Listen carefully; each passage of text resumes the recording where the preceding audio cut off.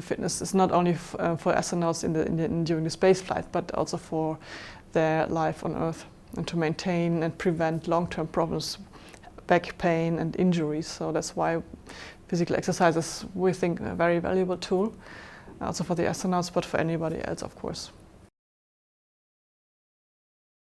What we generally do overall is to support them during a mission, for example, preparing their prescriptions on the ground and load them through the systems for the countermeasure devices on ISS, and guide them through the training process throughout the mission.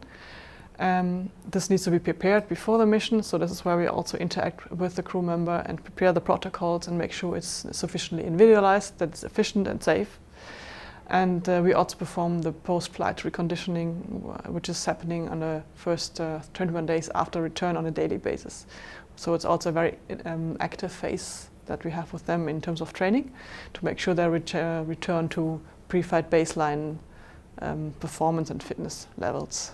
The most important exercises, and the ones that we currently have available on the space station, are strength training and cardiovascular training. Whereas we think that strength training is probably the most important one at this point, but cardiovascular training is also important, because you need to maintain aerobic capacity for different kinds of activities, for example EVA.